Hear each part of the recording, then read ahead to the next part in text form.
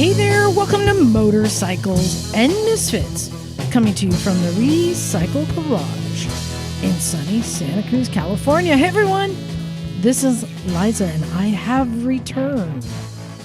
Yay! And I'm back. I'm well, I think I'm back. No, you're mostly back, Liza. I think, well, I definitely have to be here next week, but I don't know how that's going to work. Older and wiser, perhaps. We'll find out. Next week I might be a little loopy, just saying. Oh, you're going to be full of Vicodin. Right.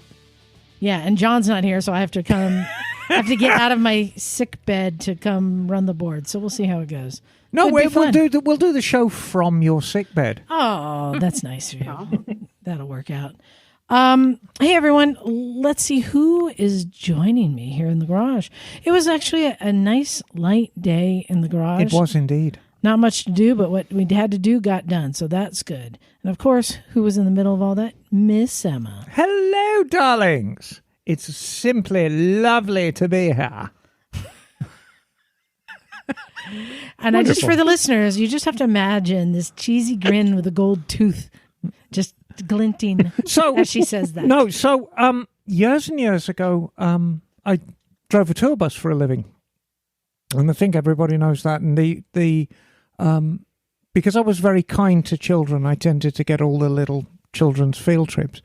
And I did this one trip with, I think, second graders. They were very, very small. And when we'd finished the trip, I took them down the aquarium or something. There was a group of girls hovering around by the front door of the bus. And I knew they were going to ask me something.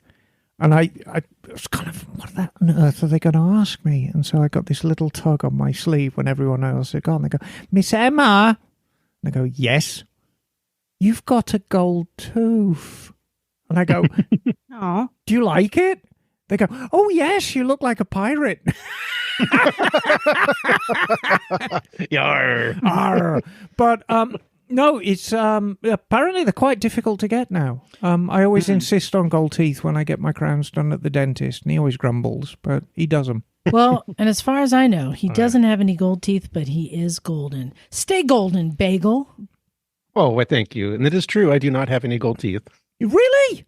I do not. Oh, you should get some. They're fantastic. Well, if I ever lose like front tooth, I'll definitely go that route. And then you can have a ruby put in it. And then you can join a rap group. Yes, exactly. And joining Bagel, a misfit for hire, we'll call her. It's Steph. Hi, it's me.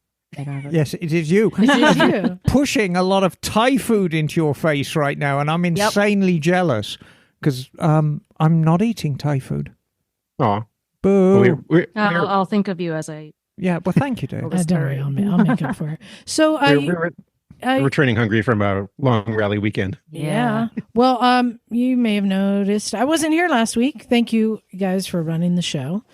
I was in sunny Idaho getting my MSF dirt bike and ADV rider certification. So nice. I am now officially a gun for hire. Wow. Cool.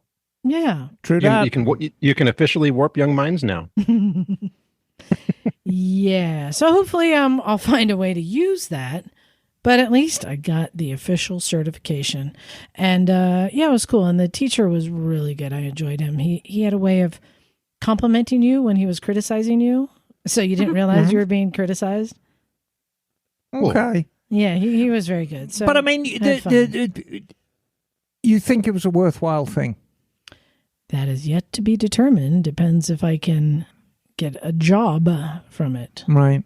And we've got some things coming down the pipe, so we'll see. But yeah, so I was getting that done.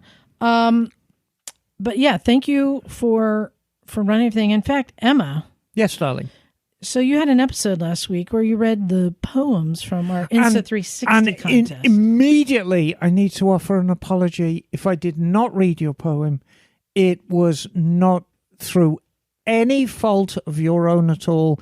It is my fault because I am grossly inept. But we still got some. Here's the thing. It's so funny, you guys. So there was maybe like a couple that didn't get missed, but then that got missed. There were some people who they had the creative juices flowing, and even though the contest was over, they still sent more in. So we'll share some throughout the episode. Well, I'm going to start with a statement of facts from Dave Osterday. Hello, Dave. Hey, Dave. Hello, Dave. And Dave says, "Don't tell me the cops won't get you in Italy. I was there whenever Emma got pulled over." That's not a poem. That's an email. Yes, it is. But nevertheless, here it is in my pile. And it's absolutely true. He was. He's calling you out from your story last week. I got picked up by the fuzz. And damned painful it was as well. Anyway, I've seen you get picked up by the fuzz at the last Naked Ride. I am going to read... it looked very painful. It was painful. I'm gonna read this limerick. A noob rider whose wrist had a twitch drove his Softail straight into a ditch. He revved it too much before he let out the clutch, so now he only rides bitch. Oh no! And that is from Todd. Well done. Nice. So there's a lot of news. Hey, Liza? Yes, Bagel. Could I offer a haiku? Oh, sure. You go can ahead. offer whatever you want, darling.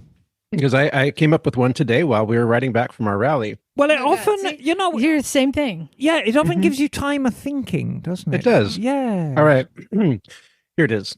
Scooters on a ride. Motorcycles approach us. We wave. They do not. We made a whole movie about this. Yes. Well, I was inspired to do a poetic rendition It's of our movie plot. It's just the same old story, Bagel. Yes, it it really is. is. And I really feel that you should get. I can't tell whether Stephanie's vomiting or laughing behind her hand. It's probably equal both.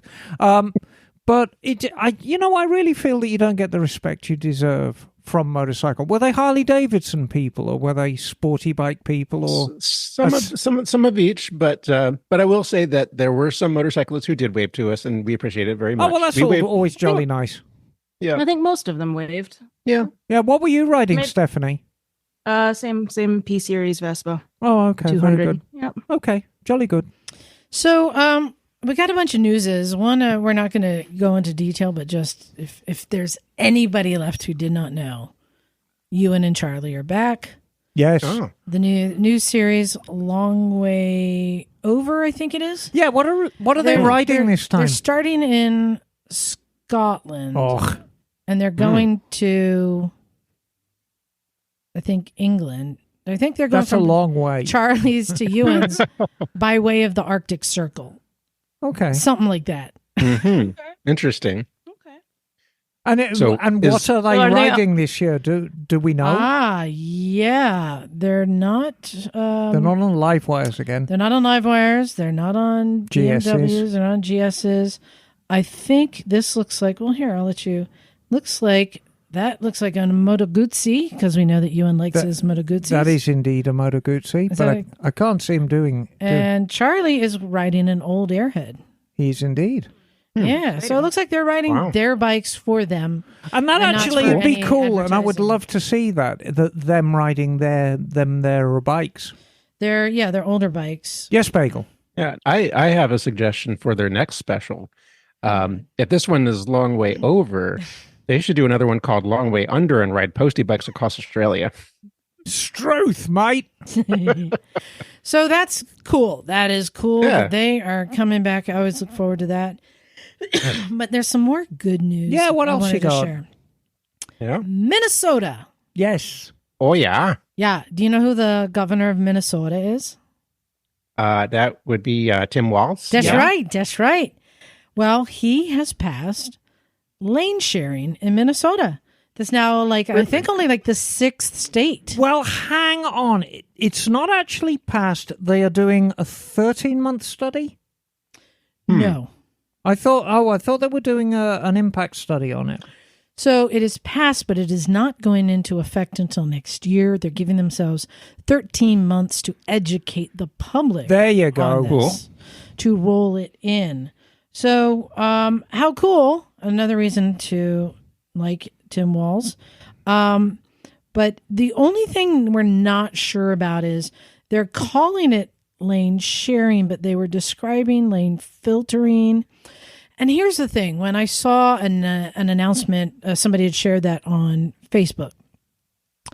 And I saw a lot of people responding in, and as I call it, that same old song. And we've seen it before. Right. We'll seen it again. Yep.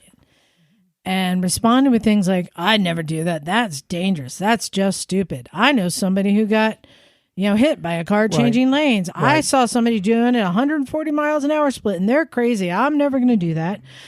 Insert, here's my fear, so I'm going to make it a fact story, right? Of which there is some truth to those. But as a state that does it, we're all used to it. Well, I mean, common sense does have to prevail, but I can relay my own story actually riding to Misfits today. And for anybody who's ridden in the Bay Area on a sunny weekend, I will say the traffic can get a little bit gruesome, as you can imagine. And I was lane splitting away on my Harley Davidson, as it happens. And there's, in the number one, the fast lane, there was a group of 3 or 4 people wearing very, very high-vis stuff on large capacity bikes. I think older people. They did not ingratiate themselves well to me because they changed into the number 2 lane right in front of me. Obviously weren't looking in their mirrors, so I had to honk on the brakes. But anyway, I carried on. I ignored them and just carried on lane splitting. And they thought they would have a go at trying to keep up. And it obviously was not for them. I should point out I wasn't going any particularly fast. Generally, I'll lane split sort of 15, maybe 20 miles an hour faster than the prevailing traffic, but rarely above that. I actually like it when the cars are driving side by side, because then they're not going to actually attempt to switch lanes on you. At least you hope. Hey guys. Yep. Joining us now, it's Scotty. Hi. Hey. Hey. Hello. Hey, Scotty. So we're just talking about Minnesota. Yeah, Just passed lane splitting. I was catching up. So here's where it's it's vague. The bill says allowing motorcycles to split the lanes under certain circumstances, requiring a public awareness campaign and appropriation. Right. That's it.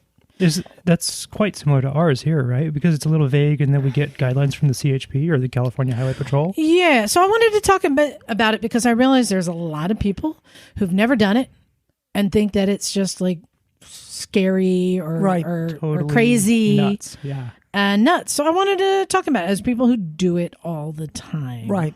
And I should point out, for anybody who's listening to us in Europe, lane splitting is a way of life in Europe. And most of the rest of the world. Well, we'll get there. At least filtering is. At least filtering, for sure, filtering. And we should probably... Let's talk about what the difference is. So lane splitting is usually done on a freeway or a highway that's multiple lanes, where you can go in the middle of 2 lanes. Right.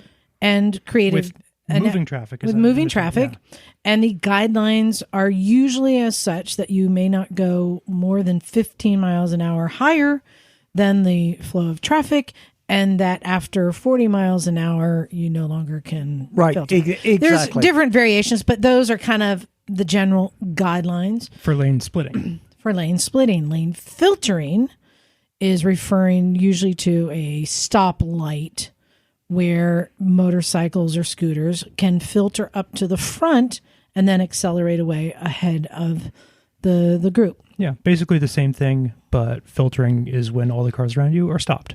Yes, instead of in motion. So those are the 2 variants. And also there's lane sharing as well. Yeah, does that differ at all from lane splitting? I mean, no. You can really be quite pedantic about it, but generally, lane sharing and lane splitting, they're the same coin. I'm actually going to define this by my definition. Yeah. So lane splitting I do often between 2 existing lanes. But I will say when I'm going down Highway 1, say to visit you, Emma, which is 1 lane either way with a breakdown lane, I do what I refer to as lane sharing, where I ride the line, not in the breakdown lane, Right. but ride the line or inside the line, sharing a lane with the cars. Right. That's my definition. That is a gray area because by default, you're actually not supposed to do that. But a lot of us do it. But a lot of us do that. And I define it as lane sharing, not riding in the breakdown lane, which does create risk because you're more likely to pick up debris and stuff like that. And it's a big fat ticket. So Yeah. you're not to drive in the breakdown lane or the fog lane, whatever you want to call it. The bike lane. Unless you're in Texas. Oh, is it legal there? Yes, there, it is No. possible to drive in the breakdown lane in Texas. Is So- it really? As of July of 2024, Yes. the Texas lane splitting is illegal in Texas. The Texas Transportation Code requires all vehicles, including motorcycles, to stay in one lane.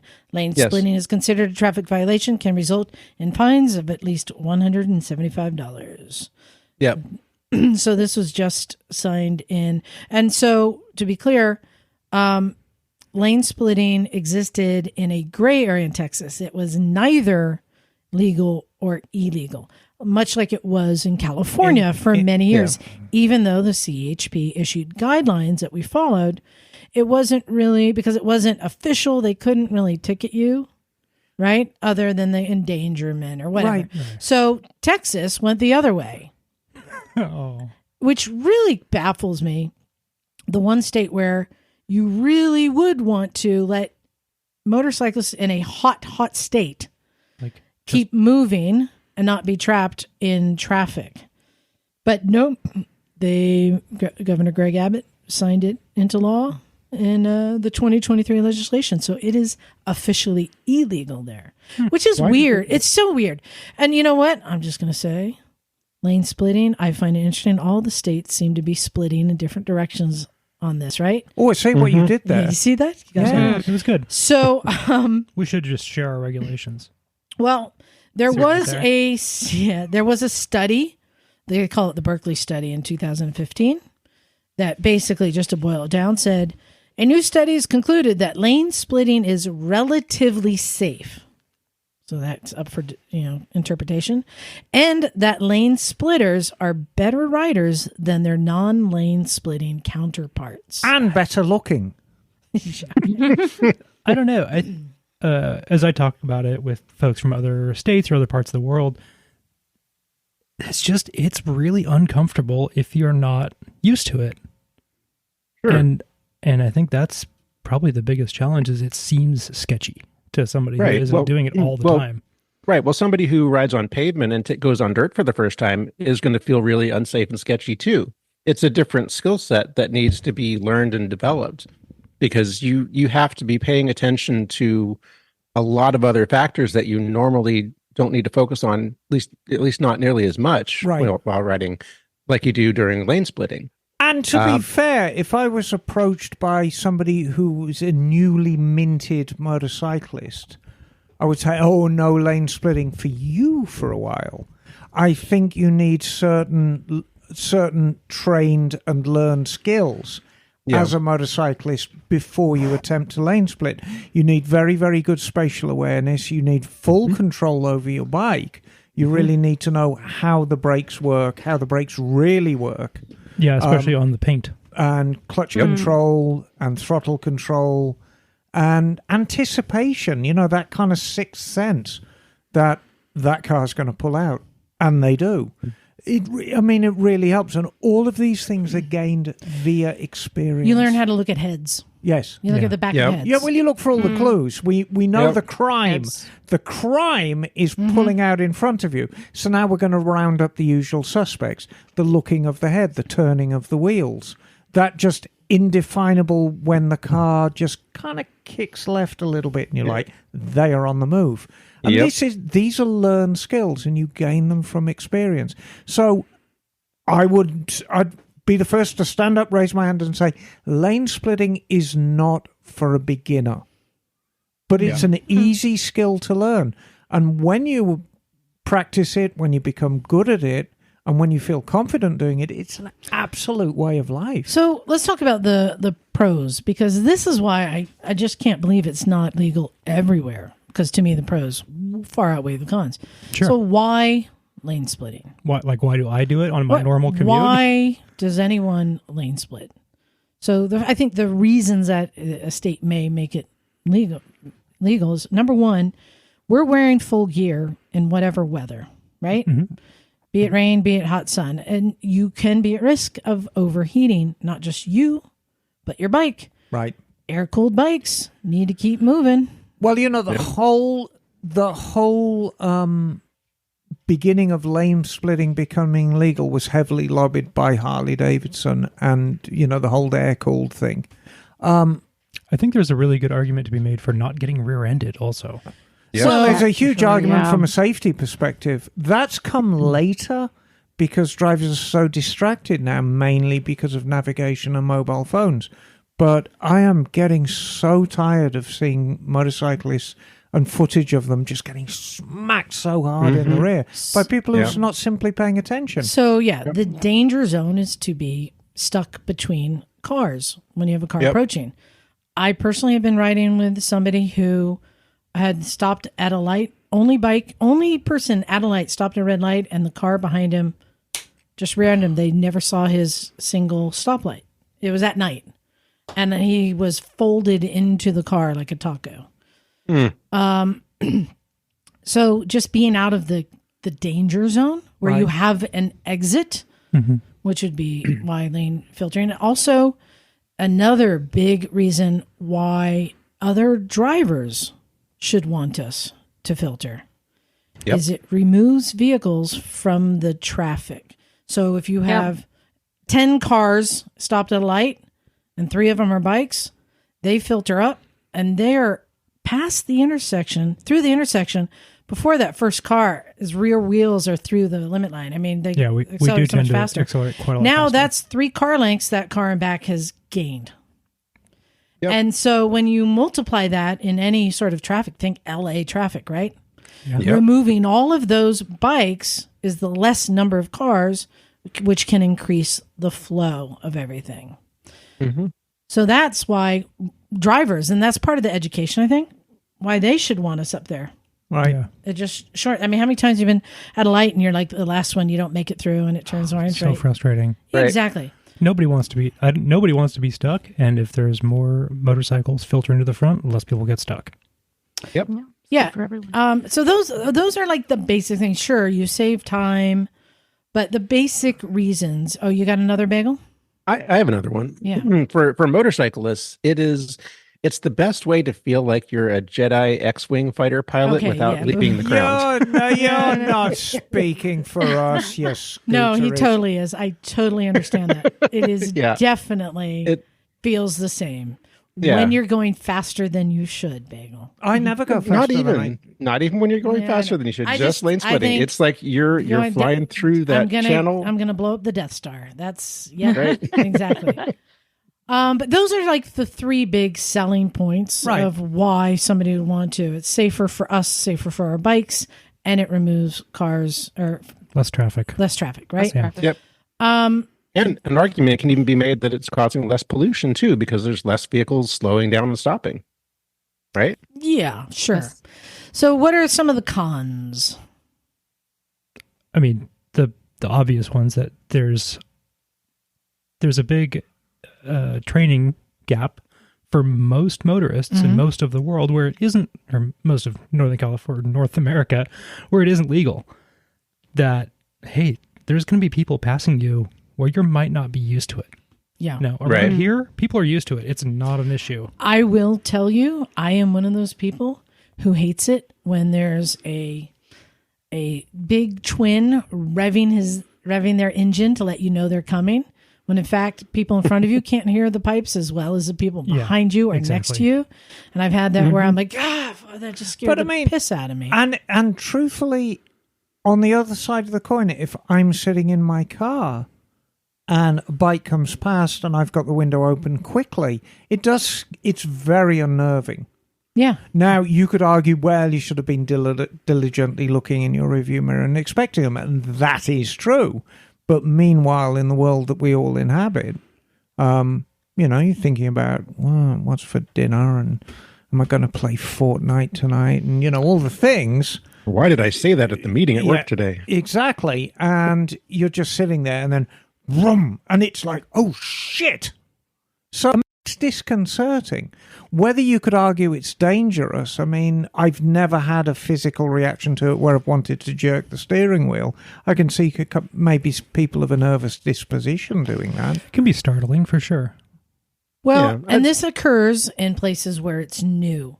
Yeah. A lot of California drivers are conditioned to look, and how many times are you splitting lanes and you see the people kind of pulling out of your lane? Oh, yeah. So all the time. Once the public is trained, I think that's why Minnesota is going to be taking that time to try and educate people. I know personally, when I have my headlight modulator on, they see me coming and they widen the lane for me, which is awesome. So I know another concern, a big concern for a lot of people is, especially in a place where it's not commonly done, the old vigilante driver who's going to stop you from cheating, as they think. And there are lots of stories. Even Electric Terry had one, remember, of a guy who was like edging over, blocking lane. I see people all the time like, oh, this person was like blocking my lane, trying to keep me from going. And then Electric Terry got chased by somebody who just had road rage and wanted to like tell him off. Same thing happened to me once too. It's legal here. Like, he didn't do anything wrong. Yeah. So there are people who think that what you're doing is wrong, and they think it's their place to police you. Yeah. Yeah. I think that's probably the bigger reason that they have that public awareness campaign. Well, and maybe that's why they made it illegal in Texas, just to save everyone from all the big truck drivers who are going to try and run you over. Who knows? But I know that in places, I've had that happen to me in Georgia, because as a California, I'm like, I don't know, I'm just going to do it, right? Yeah, I mean, and there are people who literally are pulling over, like trying to tell you, no, you can't do that. I mean, it happened to me in Los Angeles. Yeah. Where there's just somebody who wants to be a jerk. But that's less frequent. Yeah, super rare around and here. I have had a friend who misjudged and clipped a mirror and then ping-ponged down the lane between cars. Oh my God. Yes, not recommended. Not recommended at all. Emma, you said that I bounced off of cars. Yeah, you did. So we were down. I don't remember. We were down in downtown Los Angeles. Feel it. No, of course you didn't bloody feel it. We were in downtown Los Angeles, and Liza was on her KTM. Big KTM, not the little KTM. With the big adventure luggage. With the adventure luggage on, which is very, very big and made out of aluminium. Boxy. And it's big and boxy. And we're lane splitting. I'm like, bloody hell, that thing is wide. And then we just occasionally, we'd go through a gap, and I'd just see, because the one that sticks out is a Mercedes, and the older Mercedes, and they're still very popular in LA, they've got kind of wheel arches that kind of stick out a bit. And I saw the aluminum, I go, just down the wheel arch. And of course, you wouldn't have felt it. But of course, I'm following on roofers, and I looked down and I was like, oh, shit. Shiny black paint just gone. Oh. You know, so, and but that was a big bike in a tight squeeze. You know what's a big bike? A Nikon? The Nikon. I've split lanes on that, and here's the thing. This is really nice. I've got 2 sets of mirrors on it. Yes. The factory mirrors that are on the fairing are the widest point of the bike. And it's like having little feelers. So let's go back to your KTM. The handlebars were not at the widest point on that bike. We've moved on to the Nikon. Yeah, so now. we've moved on to another subject. So, and I mean, the Nikon's fine. It's just as long as you're able to judge it. Even a bike like that, I'm able to lane split. So, I mean, for all of us, we do it all the time. It's a good thing. Why are people so scared of it? Why are there so many states that don't allow? Why would Texas make it illegal with a fine? Well, I think obviously they hate freedom. Oh, God. no, Send we're your not. emails to phil@clevelandmeadow.com. I think that, I mean, there has to be impact studies done, and whenever you bring a subject to the table, and it doesn't matter what it is, can be to do with motorcycling. It can be to with methods of teaching in schools. It can be any kind of policy. You tend to have a think tank, and if you're balanced, you have think tank A and think tank B. And eventually you have to choose. And it becomes who presents the better pitch. And it might be something just as simple as think tank B came up and said, look, here is the statistics, there's death, destruction, heartache and pain, and okay, this is the one that we're going with. So I'll tell you, in the Berkeley study in 2015, so they actually conducted the study between we'll call this think tank A. Between 2012 and 2013. Yes. And they reviewed motorcycle-involved traffic collisions. Right. 1,000 of those accidents involved lane splitting. So, yes, it does have its risks and its dangers, but here's what 1,000 out of how many? Out of 6,000. Okay. But here's what they found. The research shows that lane-splitting motorcyclists were considerably less likely to experience serious injury from their accidents than motorcyclists who were not lane-splitting at the time of their collisions. Okay.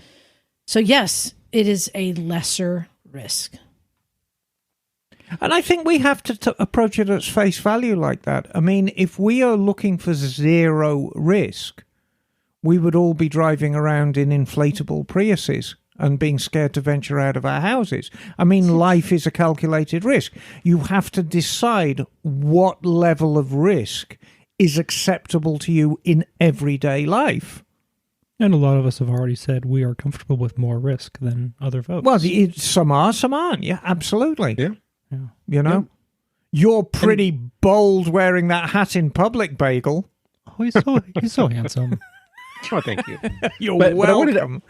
I wanted to make the point that it's important to differentiate between danger and risk. Because, oh, absolutely. Because a lot of people just say, oh, it's dangerous. Well, it could be dangerous if you are not skilled and you're not prepared to do it right.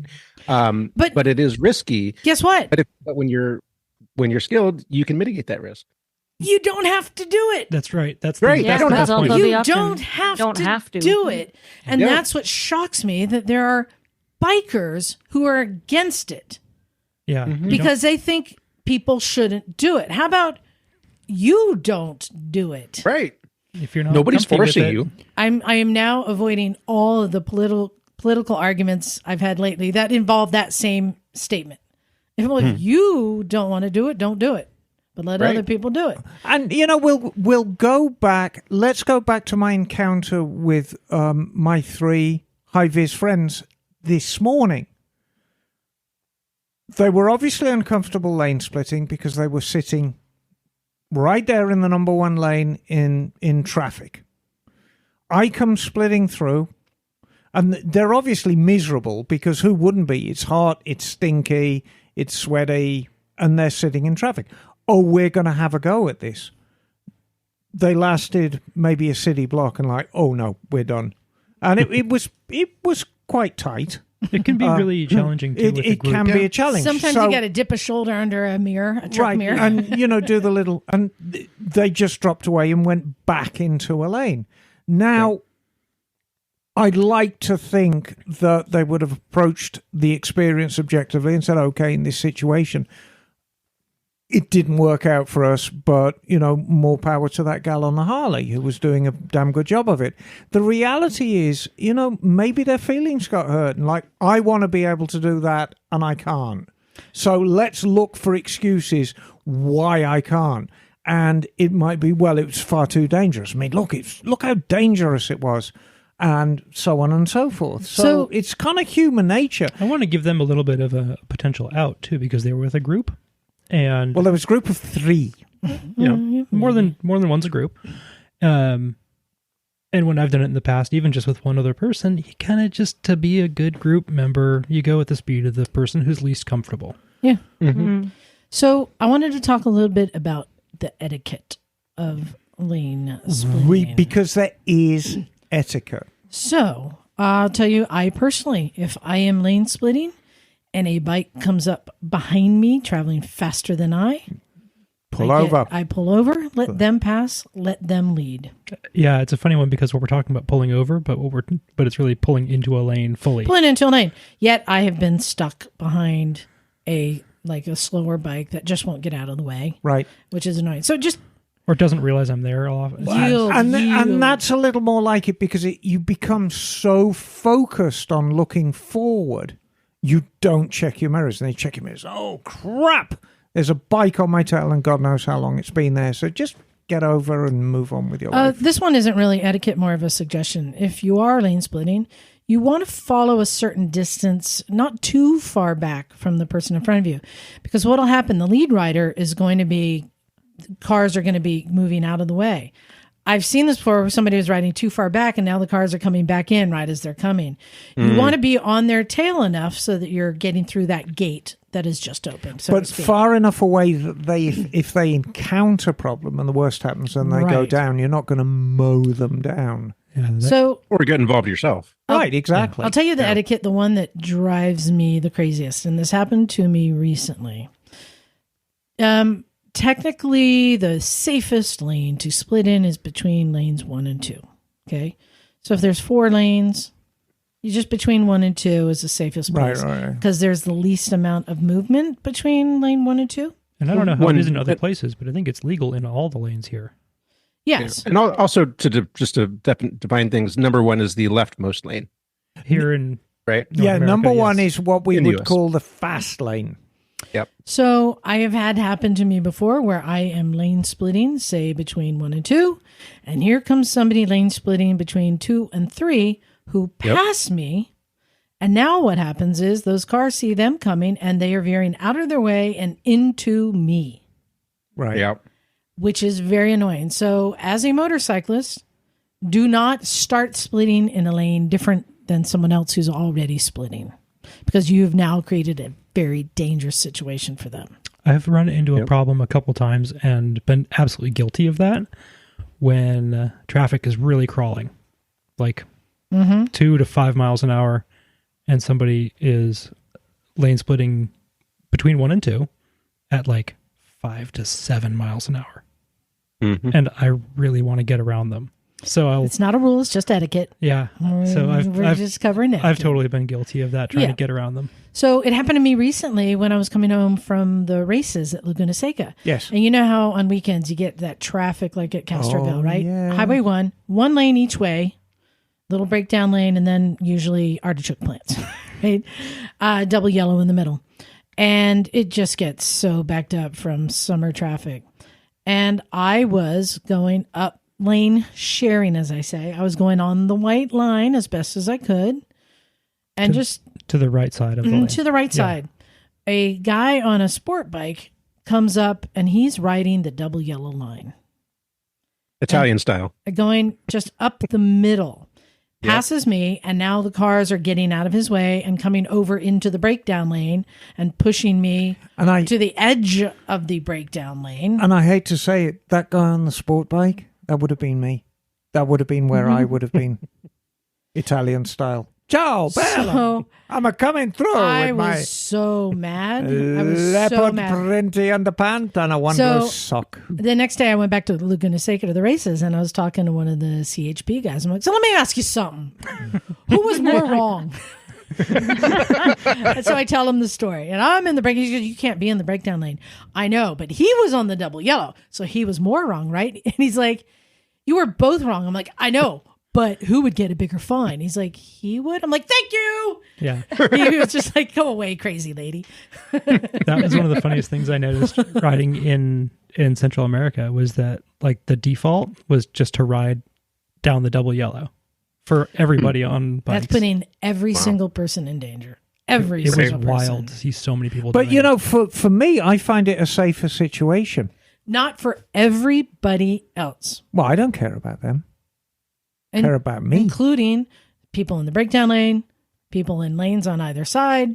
That is the most Don't care dangerous. about them. Well, we know. Care about me. So, lane splitting, it's good. Right? We all get the thumbs up. Yes. Yeah, 2 thumbs up. Do you want to know what states it is legal? Yes, please. Yes. Yep. Well, besides California, my birthplace, Utah. Okay. Yay. Montana, Yes. Arizona, Yes. Oh, I didn't know it was in Arizona. and Colorado. Okay. Oh, really? Were the rules in Arizona like different than ours by a lot? I don't know exactly. So, But it is interesting that it seems to be a Western thing. and in this article, Doesn't they it? said, we see other states' legislators debating the idea on a regular basis, and it seems like it will only be a matter of time until more states adopt the practice, with the exception of Texas. And I mean, inevitably, the more states that pick up on this and there's more data that comes in, it'll be an easier sell to states that don't, with the exception of Texas. But, hopefully that they may review it. I would hate to think for all of our friends in Texas, they're going to be stuck behind a stinky bus for the rest of their motorcycling lives. Sorry, guys. Yeah. So I want to hear from people out there. I want to hear what your concerns are, because this is the thing that really shocked me, is how many riders were commenting on this news story about how dumb and dangerous it is, and that perception, which goes against our personal experience. So Well- I want to hear from other people. What do you think? What's up, Bagel? Can I offer a possible explanation? Yes. Sure. Because probably these are very responsible riders who take their riding very seriously and very, very diligent about following the rules, which is fine. And they have probably seen a lot of people, maybe on some very fast bikes, riding in a very risky manner, and they really resent the way that sullies the image of motorcycling in the public's eye. And they feel that puts them at danger, because that makes the public more anti-motorcycle, watching these people do these crazy things. And if you add lane splitting as one more thing that these crazy bikers can do, that's going to come back on every other motorcyclist. And that's why it's bad. I think that's the argument that some people are following. I mean, there may be value in that. It certainly does sound like a logical train of thought. I would love to hear from people in England. I always like hearing from our English listeners. Narrower lanes, foul weather conditions, very, very heavy traffic condition. Speak up. Yeah, I want to hear from everyone. I want to hear, do you want it to come to your state? Do you not? Why not? How people in Texas, how do you feel about it being illegal there? Your freedom's taken away. Right. No, Your we're not going politicians to are go doing that. there. Your politicians are doing that. That's what's happening. Should we go do a protest and put American flags on our bikes and just split lanes in Texas? I think that California would be flags. a very bad idea. No, you should fly a Texas flag and do that. Yeah, exactly. So send us an email, motorcyclesandmisfits@gmail.com. I want to hear, I want to understand, I want to get into the mind of the biker who thinks this is a bad idea. All right. Are we ready for another poem? Yes. This is from Thomas Williams. Oh, this is great. My Ducati may be unrideable. The voltage regulator is quite friable. But but that doesn't matter, because it makes my heart go pitter-patter, and it makes your tiddly bits undryable. Oh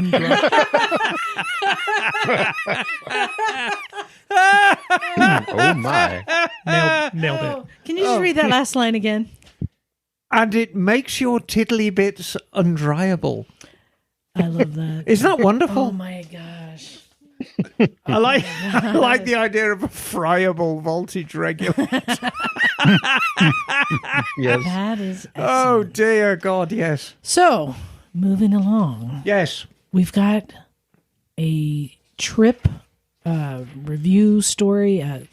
I've been waiting to hear for weeks from Scotty, Oh, who went on this adventure that I've actually been a little bit obsessed with. Like, I was checking out the website, looking at all the photos. Like this is one of the most amazing things. And even when Wendy and I did a seminar at AMA Vintage Days on affordable moto tours, and I mentioned this one, I'm like, and there are probably tours out there you didn't even know existed that you may want to do. And that was one of them. So, Scotty, tell everyone what crazy adventure you just went on. Yeah, it was really a dream trip. I got to go to Mongolia, the landlocked country kind of between China and Russia and Central Europe, and got to ride a 50cc knockoff of a Honda Monkey Bike across Mongolia for a week and a half. It was absolutely a rad trip. I'm challenged a bit on how to describe this thing because tour doesn't quite fit. Like the organization that enabled this felt a lot more like a logistics company than a tour company or a tour guide. So the organization is called The Adventurists. Go look them up. They have all kinds of terrible ideas for you to join in. And it was pretty great. So they give you this very vague plan of get yourself to this bar in this capital city somewhere in the world at this time on the appointed date. And we're going to pick you up and take you out in the middle of nowhere where we're going to deliver you to a tiny child-sized motorcycle. And then we'll pick you up like 1,000 kilometers away in a week or so. Steph, have you ever heard of this? I have. I think the Adventurists, they do rickshaw races as well. Yes. and That's some right. other- Yep. Yeah. Yeah. So that's one of the other things they do. Rickshaws. They need to like just a tuk-tuk. rename Yeah. this Yeah. crazy Not motherfucking races, tours. Tours. Yeah. That's it. Crazy Rickshaw. motherfucking tours. Yep. Yeah, and that's where I don't know how to frame this because a tour isn't quite right because there's no guide. And it's not a rally, but it's more like a rally. It's a lot closer to a rally, yeah. Where Yeah.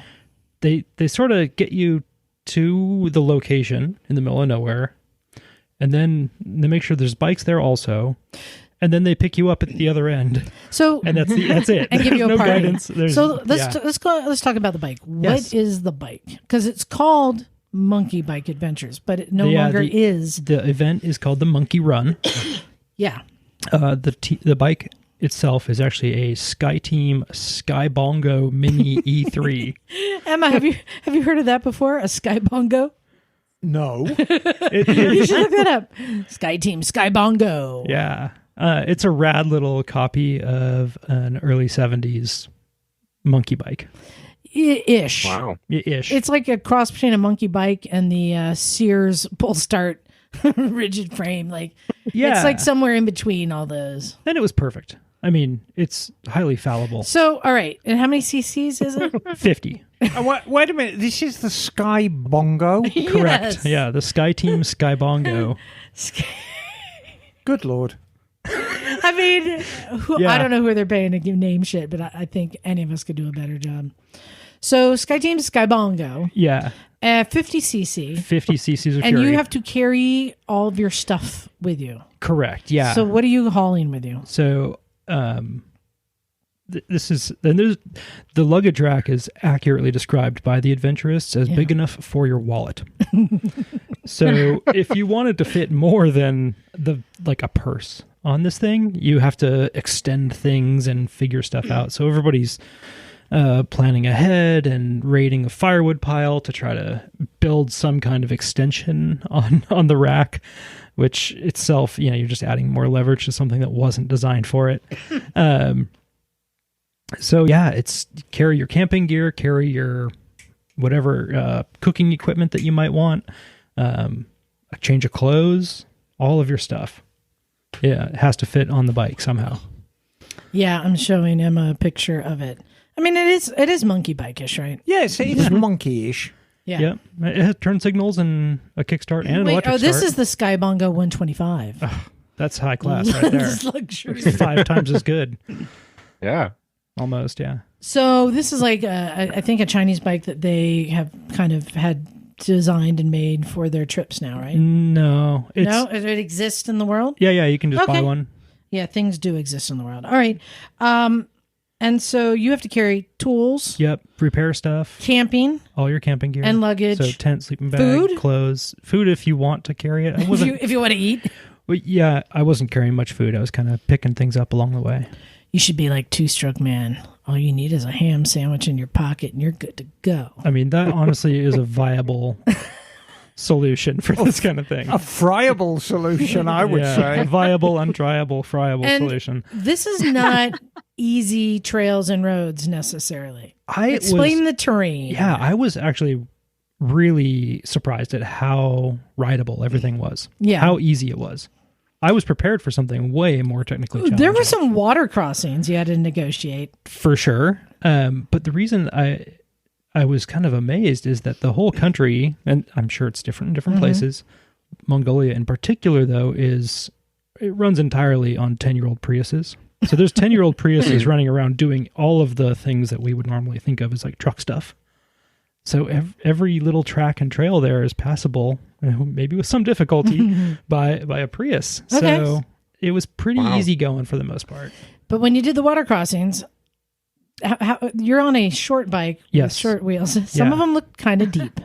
There were definitely some that were pretty deep. So I took a technique that didn't make a ton of sense, but I would You take off. balanced it on your head. and I would walked take off across. my boots and carry my boots and my luggage across, and come Yeah. back for my other piece of luggage, carry that across, and then come back and with the motorcycle just turned off, so not running and just in neutral, kind of push that through, kind of angling downstream. And this is fun.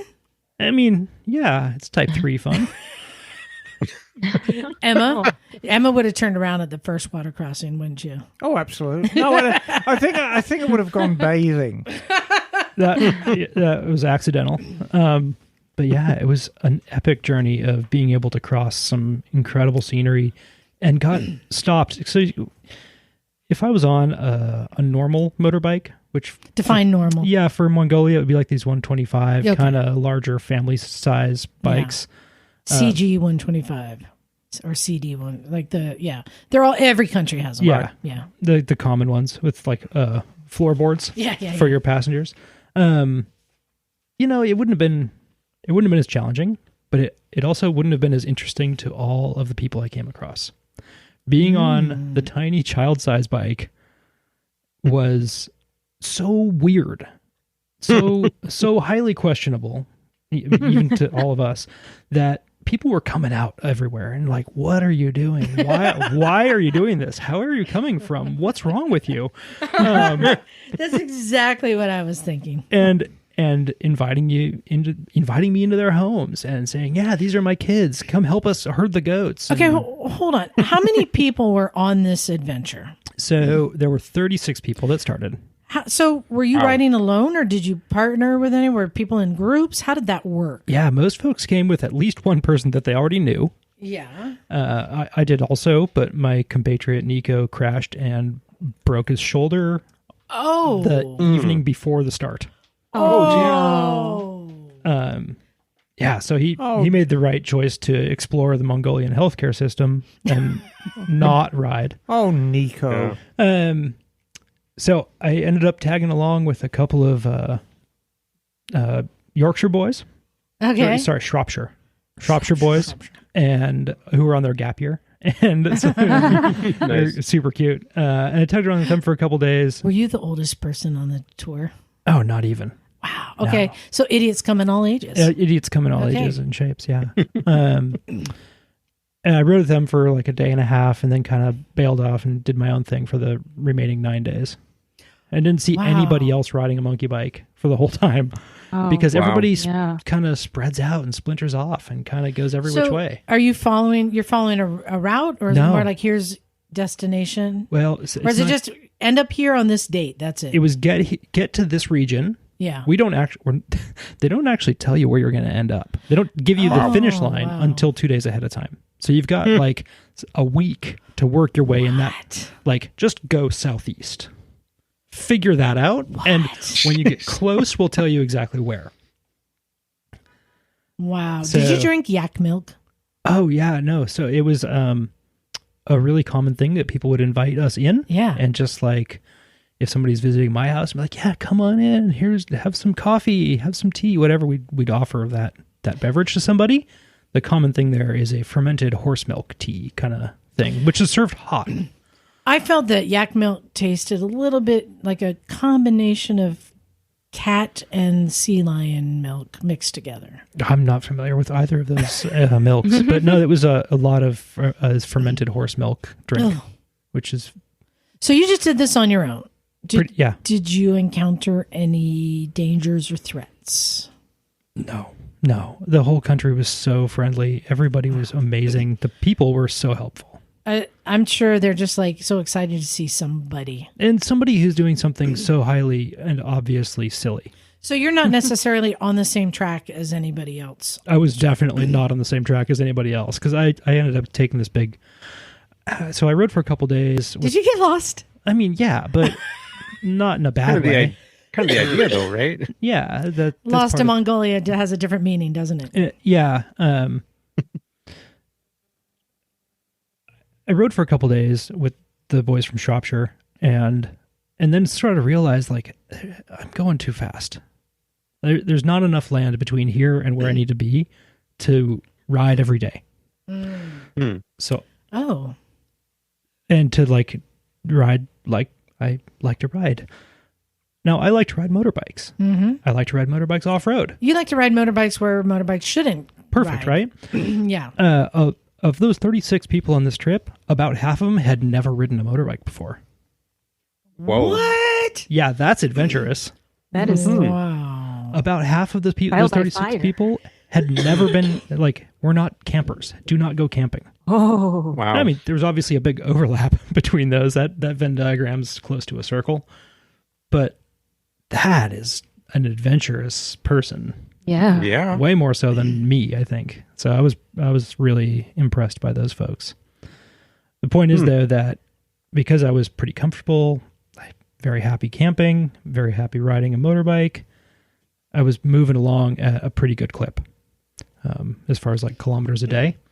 So I ended up just making a giant detour up through the mountains because I wanted to see the mountains. Nice. Are you sourcing food along the way? Mm-hmm. Yeah, stopping. I mean, people were always inviting us into their homes. Like we would recognize it as a yurt. In their language, it's called a gur. And invite you in and give you food. And here's some marmot with rice. And here's this, old mutton dish. Oh, Wild food.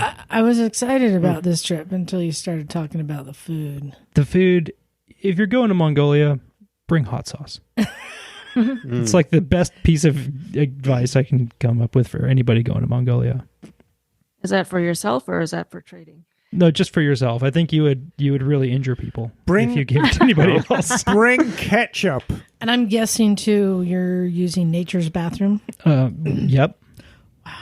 Yeah. I mean, so is everybody else in the world and you're in the country. So the bikes performed? Any major problems? I think one of the interesting things was there was a rider's meeting on the evening before you set off, and we all had to sign a waiver acknowledging that this bike was completely unsuited for the task at hand, and this is not an appropriate thing to do with this bike. And they all made it. They all had problems.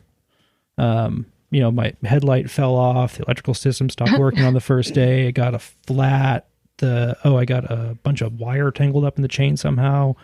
The handlebar was really like just floppy for like the last 3 days. Word. Oh no. Like the mounts. Yeah. I was thinking it would be like. Did they have bushings that would just kind of wear out? It was like it's 22.2 or 7/8 of an inch clamp. Yeah. But it was like 23 millimeter clamp on a 22.2 bar. So it was really just sloppy. And the bolts were Loctited in place and I couldn't actually get them off. I stopped at an auto repair shop and they couldn't get them off. They were going to break. So I just dealt with it being floppy. Okay, I just want to check in real quick. Emma, does anything about this sound fun to you? Nothing. Bagel, does this sound fun to you? Parts of it. Steph, does this sound fun to you? I'm gonna go with parts of it. Yeah. Yeah, it was a really, really great trip. I strongly recommend it. What language do they speak? Mongolian. Oh. Yeah. And what language did you communicate in? Sign language. Wow. But I mean, miming. Charades. I want to say, Pantomime. I mean, I would really enjoy being in a country where the culture is so different to ours, and it's such a different country, and I would enjoy that. But just the torture of being on these stupid tiny bikes and having... See, that's the part that sounds fun to me. The torture. And having to eat like fucking wombats and shit like that. It was a lot. Oh, of I mutton. am. Lots I of am mutton. so. Yeah, I am so interested in all the and eating mutton and wombat. Oh God. or marmot was it? Yeah, marmot. Oh, it's marmot. No, it's wombats are in Australia, and I'm sure they're not very edible either. Marmot was one of the better dishes that I had. Oh God. The mutton was a challenge sometimes. So mutton dressed as lamb, darling. was this I think everything you hoped it would be? Oh, and more. Absolutely. Yeah, it was so gorgeous. Mongolia's been just kind of one of those places in my mind that I kind of have fantasized about for a long time.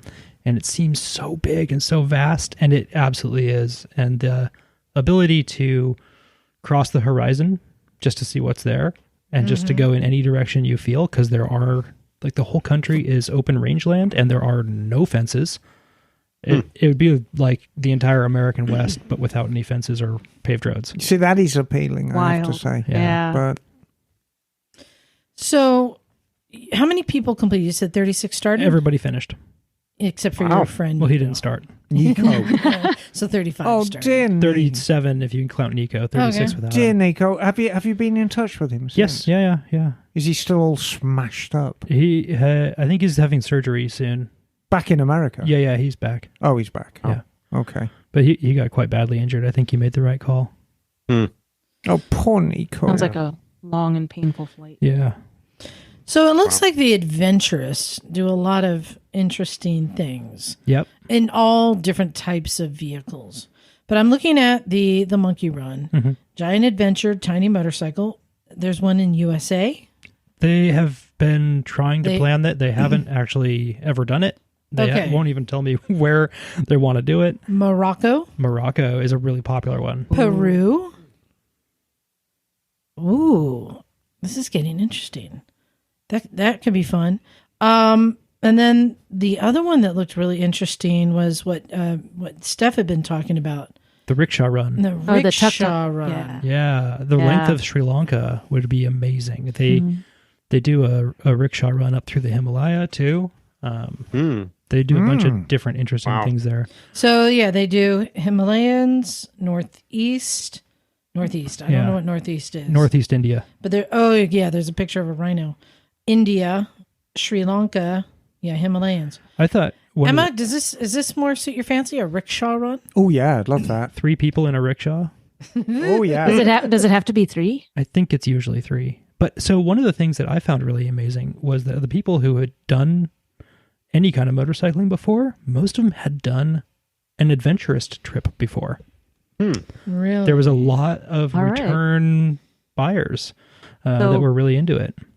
I was going to ask, would you do another monkey run No, I don't in think a different so. location? No. No. I think it emboldened me to go to a different location and store out the logistics myself. Oh, I like the look of And that. the rickshaws are colorfully decorated. Yeah.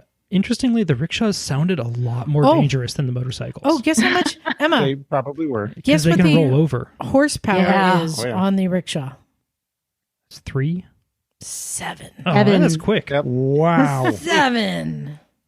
Yeah. Yep, that's about right. Wow. So you're crazy, but it does sound like exactly your type of thing. Just the right amount of misery. It was a good time. Yeah. It doesn't have to be miserable. No. A lot of folks went the and misery's built in. It's getting through it and coming through the other end that is the great triumph. And a lot of folks went and really made sure that they were stopping in a town every night and made sure that they could get a hotel when they wanted one. There are different ways to do it. And I think especially that Peru event doesn't have any camping in it necessary. So it'd be a lot more sleeping in a barn or wherever. And less mutton. I don't know. Maybe But more there's- alpaca. more alpaca. Exactly. Alpaca meat Exactly. and hot chilies. Now I don't even know what this is. I was just looking at another thing that they do. called Poles of Inconvenience. Yeah, it's a brilliant one. What? Now, it's What called is that one? Poles of Inconvenience. I'm just going to say the logo shows a hot air balloon, a penny farthing, a looks like some sort of rickshaw. Oh no, a douche-cheveau, a Vespa, and A Reliant Robin. and a Reliant Robin. Oh my God. Those are the choices. Oh, wow. Or do you have to write all of them? And it says adventure meets game show. Yeah, the Poles of Inconvenience, I'm not super clear because it started, I think, as one they were doing in Poland. So, like, go to the least convenient parts Says- of Poland. You could be anywhere it's from the branched out Arctic from there, Circle yeah. in Norway to the Western Saharan ghost town, or over to the east on a Turkish mountain pass, Cliff Dangler. And you get points for every pole you reach. Wow. And what's the bike ridden for that adventure? Well, I think No, it's up to actually, you. you know, You pick your own thing, you- so you you could pick- race that. Oh. sweet Yeah, blue here's thing somebody behind in you a- there, Bagel. I see a Fiat Do it on a Reliant 500. Robin. Oh my God. So the adventurous.com, we'll give them the plug. How crazy. And we didn't ask, how much did this cost you? So all told, with flights, hotels, Mm-hmm. everything, I was out under $4,000. Okay. Okay, so reasonable. Wow. Yeah. Wow. Did you bond with everyone at the end? Oh yeah, it was a good time. And if I ever saw any of those people anywhere, I would run up to them and give them a big hug, for sure. Scotty, I love you. You're crazy. It was a time, and anybody could do it, but most folks are smarter. So check it out, adventurous.com. The thing I love about it is, and again, when we were talking about there's all different types of moto adventures, maybe even ones you didn't know existed. This seemed to be one of the most craziest one. The other crazy one that maybe you should look into, since this is your type of thing, I don't think there's one scheduled right now, but the Royal Enfield vintage rides, those look fun. they have had a trip with sidecars across the Arctic tundra. Yes, that sounds brilliant. What? Well, Yes. it's a 3-wheeler, so you don't fall over quite as much. It's great. Yes. Oh, I like the idea of I think that. that one was Urals over the Yeah. Arctic tundra, frozen lakes and stuff. Brilliant. Wow. Sounds like something you would love. Maybe this might be a little more misery, so you might get more out of it. Well, I think the piece for me is that it's fun to do it with somebody who's a little bit more confident than I am, because I hadn't done anything quite like that before. But now I feel emboldened to go and do it on my own. Well, I mean, to be fair, I mean, traveling through Mongolia, you'd be hard pressed to find anyone who's done something like that before. So, yeah. I mean, don't sell yourself short on that. Well, good on you. Yeah. It was So a you good time. you recommend it? 13 out of 10. All right. Yeah. Hey guys, guess what time it is? What time What is it? time is it? It's game time. Hey! And this is the game with no winner. Yay! You got us. We're all losers. Losers here. No. This is just, there's no points here. This is just a fun game I came up with for everyone to play. So this game is called a music genre game. And I have in my hand a list of music genres. And I'm going to go around the room, in the virtual room, and assign you a music genre. And I want you to tell me what bike or scooter most represents Love it. that music genre For me. Sure. Yeah. for you. Now, I'm going to start, Bagel, just to get people into this game. I'm going to give you a low-hanging fruit. Okay. New wave.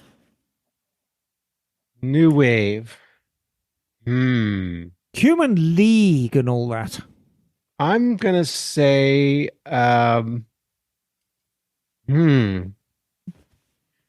wow. Bagel? Maybe a Honda Ascot? Nope. There is a right answer on this one. A Honda Elite? There you go. Pop-up headlight. Yeah, that's Yeah. good. Adamant, Grace Jones, Devo, they all did ads. They really promoted using the new wave scene. Pop-up headlight to go with pop-up So video. that bike forever represents new wave to me. Okay. Okay? Okay. So it doesn't necessarily have to be something that you've seen representing that, but just an association to it. All right. Well, Steph, let's go with you next. Because you always kind of sport some kind of like fun little hair. You put some color in there. It's so very punk rock. It's a punk rock. Yes. What is punk rock biker scooter to you? Vintage pook. No, that's exactly what Emma and I said earlier. Well, actually, That's exactly what I was thinking of. For my friends in England, Yamaha FS1E, a fizzy. There is no more punky bike, which is basically in the same category as a Pook Grand Prix. Mm-hmm. So, yeah, very good. Very good. All right. Emma. Hello. I'm going to give you a hard one because we were playing this game earlier. Okay, very good. Bluegrass. Bluegrass. Indian Chief. How so? Well, bluegrass is quintessentially American. And, you know, it's a little bit rough around the edges. And I'm talking about an old chief here. I'm not talking about, you know, the modern Indian chief. Like 1920s. No, probably a 1940s Indian chief. You know, I think if there's a soundtrack that goes with yeah, there you go. If there's a soundtrack that goes with an old 1940s Indian chief, it would be a little bit of bluegrass. Yeah, I'll stick with that. Quintessentially American. Okay. All right. Scotty. Disco. Ooh. Something ostentatious, something wild. Oh, I've something got bold. I have got the perfect bike in my head. The perfect bike. So does it have to be from the same era? It helps. If it helps with your argument. So I'm going to go against that and hurt my argument by saying a turbo Busa with a stretch swing arm and underlights. Just I wild. see where you're going there, but I'm going to say no, that's wrong. That's fine. It's the wrong kind of tacky. That's more like more charged, like I've got the bike. techno or something, right? Emma, what do you think? Ice cream van. A Suzuki GS 1000S. I think An ice cream truck. okay. They are. They are. How is that disco? Oh, you need to see it. Does it have flares? Yeah, it's got a flared fairing, Okay. and it's Does it have extra lights? yes, and Is it's it bright colors? yes. Is it loud? No, you could make them loud. Does it make you want to bob your head around Oh God, yes. and gyrate your hips? And it's 1978, baby. All right. All right. Can I offer a scooter disco bike? Please. Yeah.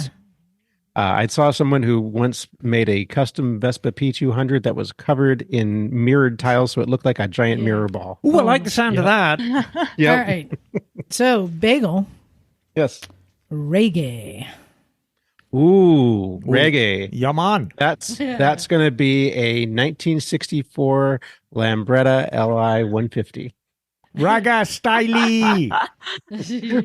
Beat up, I think from but still running. there it is. Very beat up. I would But even still say running. it would be like that documentary we saw, the scooters that use like tree limbs and car parts Yes. and Maybe, string. there definitely would be some creative repairs to it for sure. Fantastic. All right. Steph. Christian rock. Ooh. Now, I already came up with an answer that really? I think is pretty good. So let's see how you do. I forgot your answer. Exactly. Seems to. This got to be American. I'm leaning towards something American, which kind of narrows that down a lot.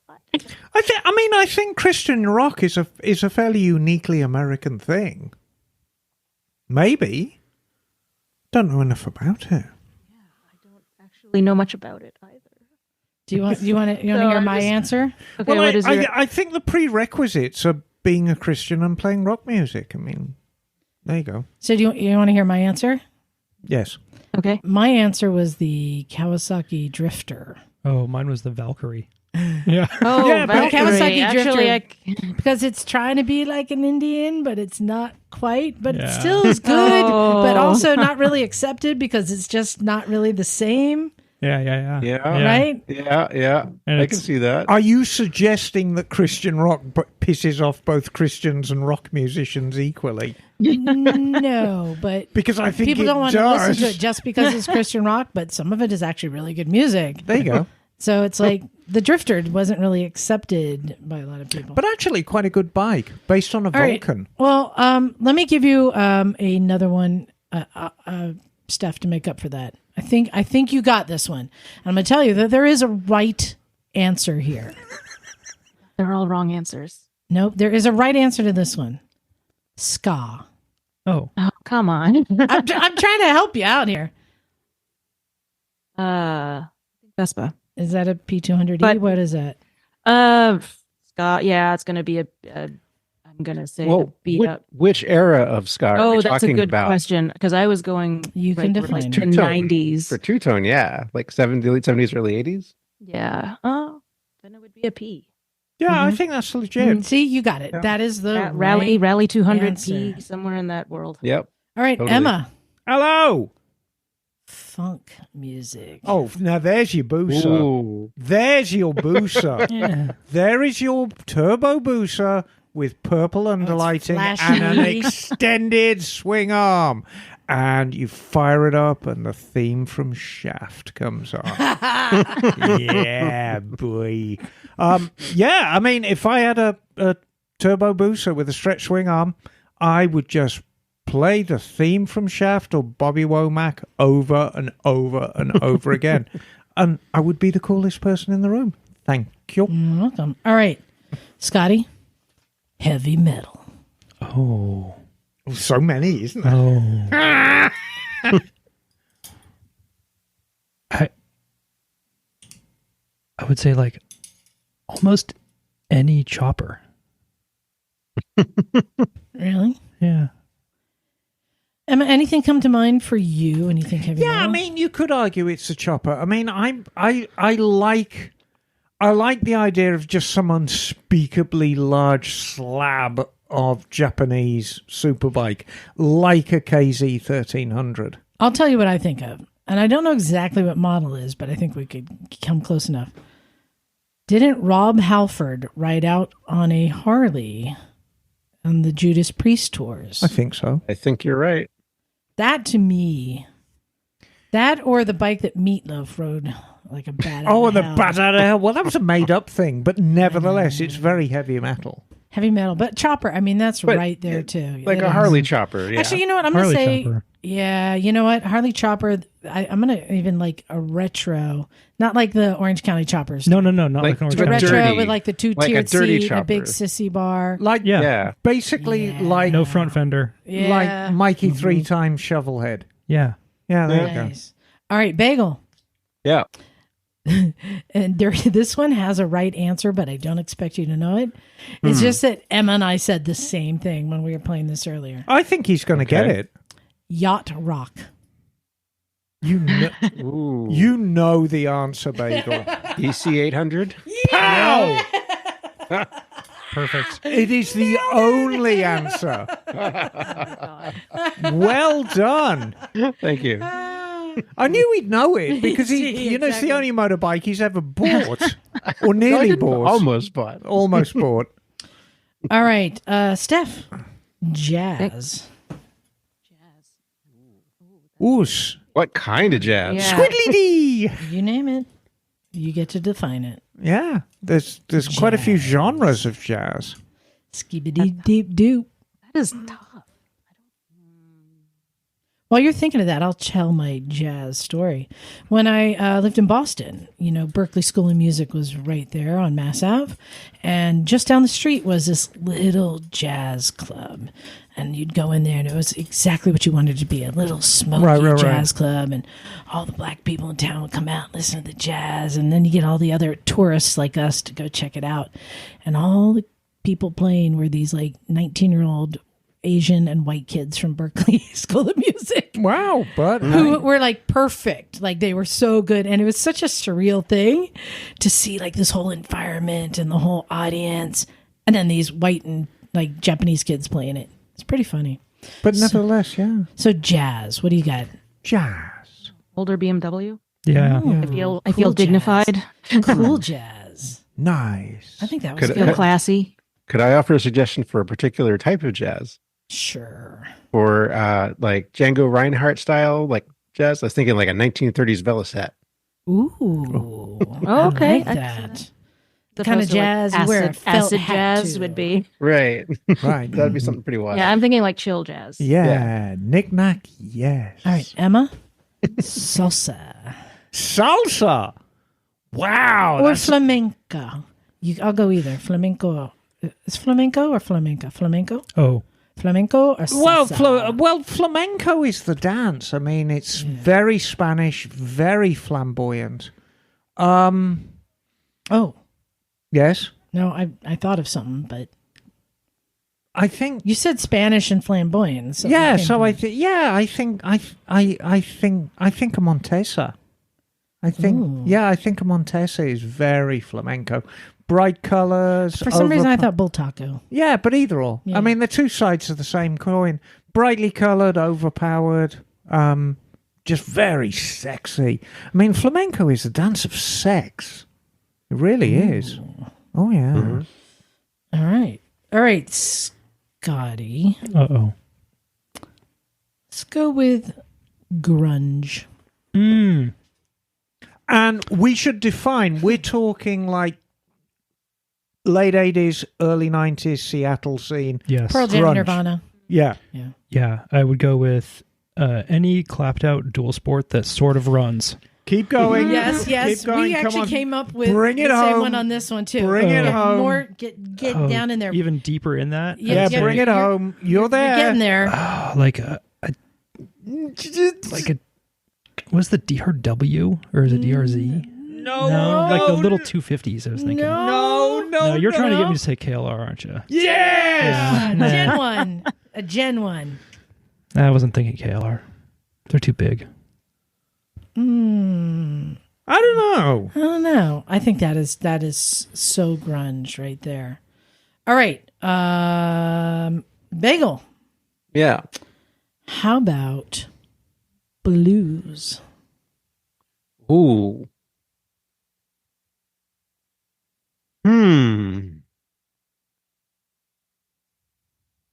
That's got to be vintage American. I'm gonna say, I'd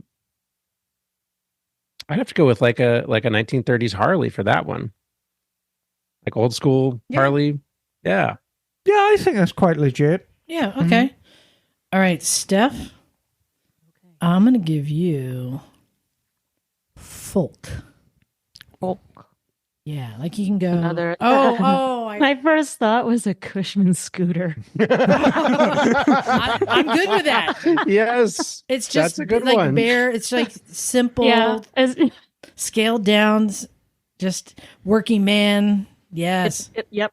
that is a good simple one. honest. And funnily enough, Steph, when Liza said folk, I mean, you say folk to an English person, it means something different when you say folk to an American person, because English folk is its own thing. For like bearded men with big sweaters and kind of cupping hand. Oh, and I went out the other night. And That just happened. Yes, I know, but the bike I would most associate with that is like a Velocette LE 200, which is a little scooter-like thing, but a British one. So absolutely the right track. All right, American one. all right, Emma. Hello. Classical. Oh, classical. God, pretentious, boring. A modern BMW K bike. Oh, and I was going to say complicated with too many. Overly complicated. Yeah. A K1600 GT 6-cylinder. Just crushingly boring, way over complex, just dull. A dull motorcycle. See, I was actually thinking like a Black Shadow, something that's like all the gizmos you got to flip just to get it to start. No. Black Shadow's far too it's far too interesting. Far too All right. cool. Okay, that's good. That's good. No, you want something just desperately dull. All right. K1600. I will stick with that. I've saved the best for last, Scotty. What you got? Hip hop. Oh. I don't know why, but I think of metric cruisers. Like big metric cruisers. I don't know why. Explain yourself. Either that or sport bikes, because I think of like Missy Elliott and the Rough Riders. Mm-hmm. Yeah. Yeah. Hip hop. I'm trying to think. Yeah, definitely Sick Jixer. Jixers? Yeah, Sick Jixers. Jixer. Yeah. I think that falls right into there. I mean, the hip hop is, It's a lot of genres too. yeah, but it gets you moving. It's got something that's got, a good grind and bump to it. It's got attitude. Now, hear me out. I'm actually thinking something like a TTR 125. No. Well, I'm thinking of like the 12 o'clock boys, something that's just, you Yeah. get on and you just want to do things. Hooligan with shit? it. You just No. want to get out and just like, Uh, all right. I will accept that. So, thank you guys for playing the game. There's think no winners. we all lost. Yeah. Basically. In other news, real quick, I wanted to share. So I had said previously when I was looking at the CF Moto IBEX 450 that I'm still waiting to come out, that I thought this might be the bike that's going to break through and truly be a competitor for the Tenere 700 that is just has uplifted the Swiss Army knife of bikes, right? But now there's a new contender. I could have been a contender. There's a new contender to What is compete with all of these, and it's not what I expected. Explain yourself, Liza. And that would be the Royal Enfield, Oh, I saw this. the new Himalayan 450. Right. Now, our friend Wendy Crockett, she's been at the press launch leading the tours. And I called her. I'm like, so what's your review? What do you think? And she's like, this thing is legit. It is a real dirt bike. It is, she said, even though, oh no, she didn't. Okay, let me not get her in trouble. She said that she heard that it potentially could do 100 miles per hour. She definitely didn't do that. She just said that she heard that it could Okay. get up to that speed quite comfortably for a 450. That's a lot for a 450. Allegedly. That's a lot for 450. This one, my biggest complaint with the first Himalayan, I said it's not a real dirt bike. And it was a bit underpowered. You can't grip the tank with your knees because it had these. Well, can I see that? I thought it was because the exhaust pipes go underneath. Oh, well, there was a bunch of reasons, but it had these side covers that would cut into the sides of your lower legs, God, so that it is couldn't a- actually grip the tank. She says, nope, this one you can ride in a standard, ADV or dirt bike riding stance, that it is light and nimble, has the power it needs. This is a brand new power plant that Royal Enfield has created. And she's like stoked about this bike. Yeah. So Big front wheel, little back wheel. It's got a 21 on the front, looks like 17 on the back, so it's got pretty much the standard. I mean, it looks a proper bike. My experiences with Enfields, and I think I've talked about this a little before when they show up at the shop, I am quite tickled about how well they're made these days, because I've been messing about with Enfields on and off really since the 1970s, and of course the ones I messed around with in the 70s were the old British ones. And then India came on the scene, started exporting to Britain in the late 80s. And the quality was really very, very choppy back then, but they were trying very, very hard. And it seems that in the past 5 or 6 years, there's a young person at the helm of Enfield. I think he's 40. He might not even be 40. He's very young, very dynamic. He's It's come in with a completely new team, a lot of new ideas. And the quality is really very good indeed. That said, Enfields show up at my shop with weird things wrong with them. Like, it just stopped running. And I'm like, okay, and then I'll test it. And this is a virtually brand new bike, no spark, because one of the wires fell off the coil. And just odd stuff like that.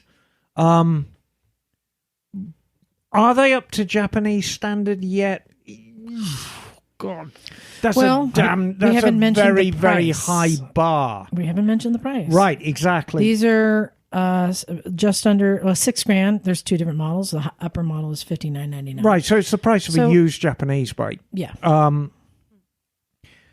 mean, I think they're becoming more and more viable. And it's the price of a 2-year-old KLR, and I think this is going to way outperform it. It looks like a really cool bike. The only piece that I haven't been able to figure out, because I was looking at these also, is if the new Himalayan 450 has a bunch of electronic traction control things. I didn't read that far down. I couldn't find out. Well, I any mean, real information. it's the Indian nation have absolutely got IT down pat. So anything computer controlled, I mean, as far as I'm concerned, I would trust them as much as I trust anything coming out of Japan. All right. Hold on. Let's the electronic side of it, I'm not worried about. I'm worried about mechanical longevity. Fit and finish is getting there. I'd say fit and finish is nearly on a par with Japan. All right. I'm trying to get an answer. Oh, you're calling right now? You're calling Wendy right now? Well, let's see if I can get her. Oh, this is live. I'm with you, Emma. I wouldn't worry about the electronical side. It's the interface from the electronical to the mechanical parts that gets weird sometimes. Right. She might be en route between events. She might be sitting on the pooper. No, she would answer for that. Okay, very good. All right. I'll have to find out. But the point being that these are two bikes to be very interested in that have a lot. But I'll tell you something. And the last thing I would ever want anybody to do is think I'm throwing Honda under the bus, because I'm certainly not. There's a place for everyone in motorcycling. But, I've been very, very chummy with Rob Talbot for a number of years.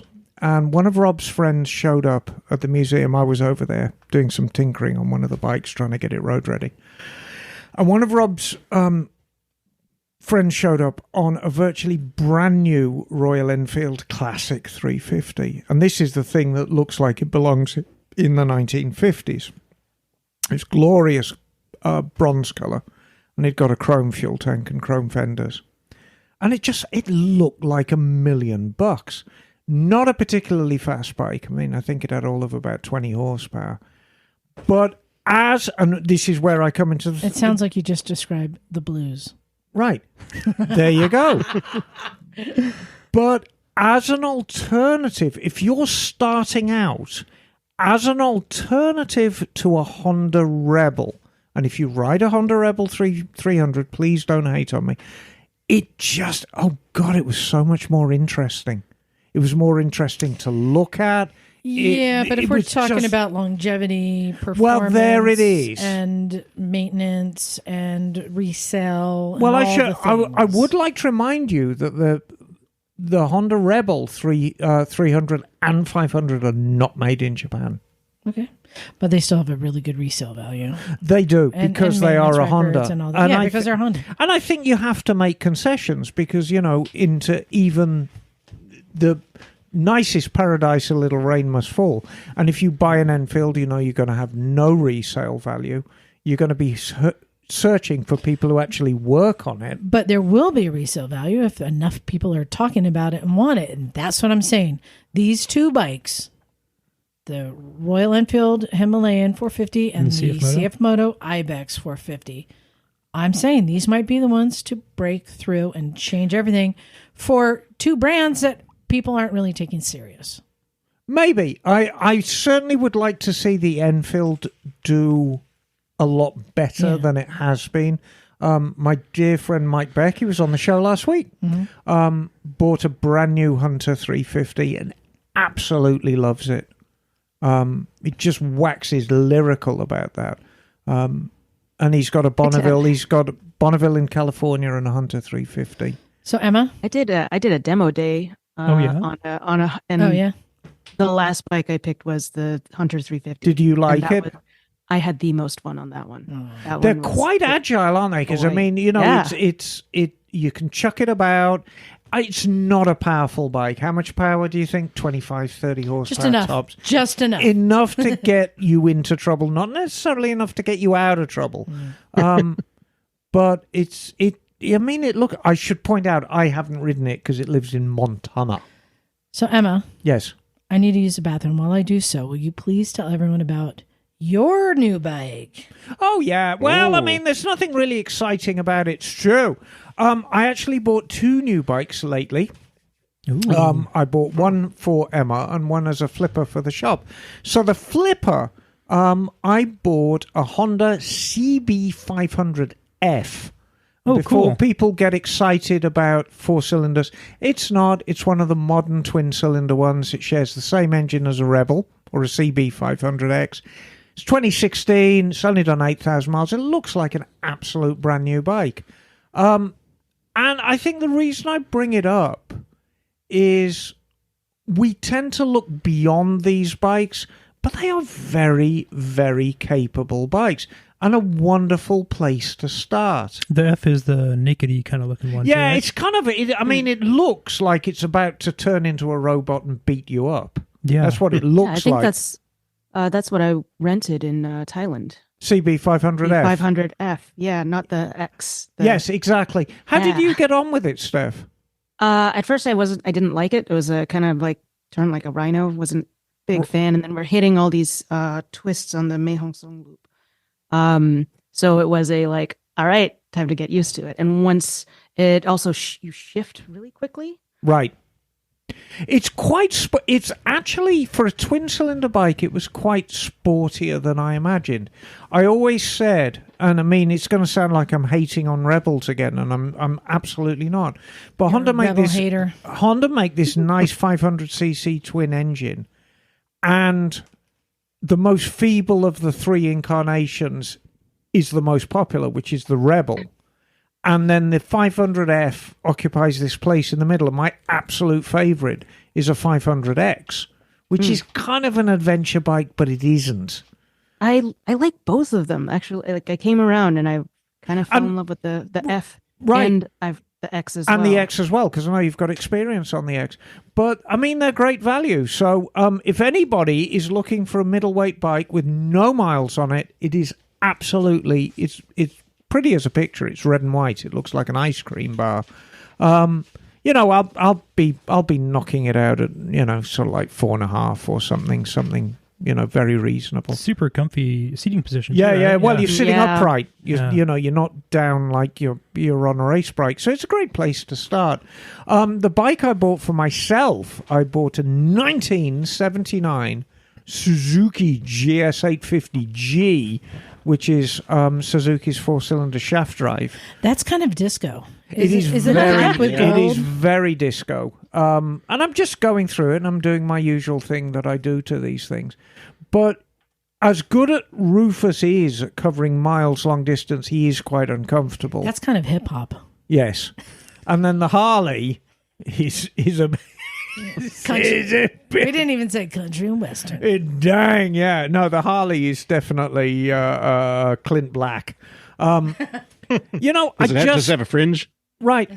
I mean, recently I was tooling around on a Yamaha XS11, and I never really took to the XS series, but I was thinking, as I was tooling around on that thing, I just thought it was nice being on a big bruiser of an air-cooled shaft drive bike.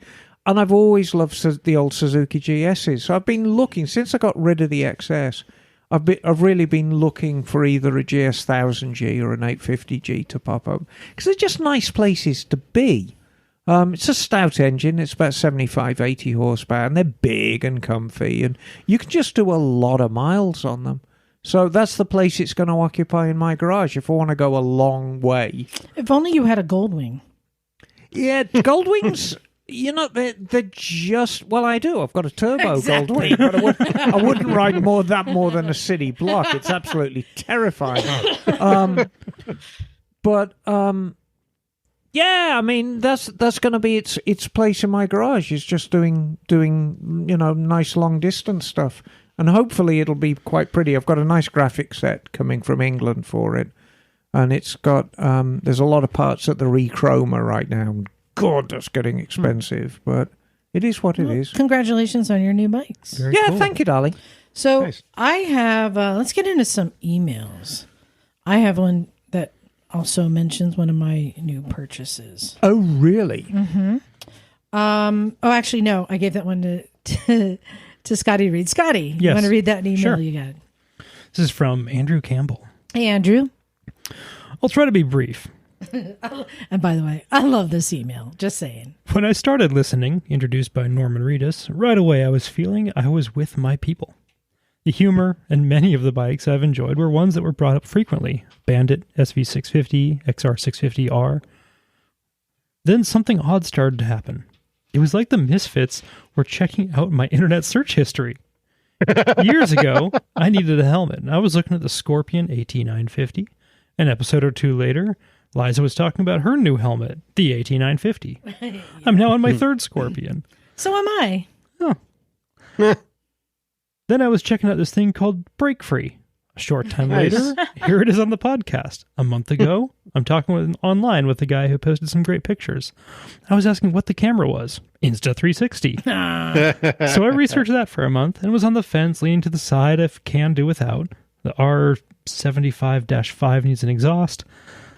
Then I hear the podcast, which had info about the camera that I didn't know about. Okay, Insta360's back on the table. 2 days ago, I'm enjoying a drink on the deck with my wife. She knew I was looking at the camera, and I was telling me about all these odd coincidences. We were also talking about mental health and what motorcycles do for me. The next day, I'm mowing and listening to last week's show, which went into a fair amount of detail about the mental health benefits of motorcycles. That is not the big coincidence, though. A few years ago, I realized that with a young family, I really didn't have enough time to ride. So I sold my last 2 roadworthy bikes to fund a new project. That asinine thought process only lasted a week.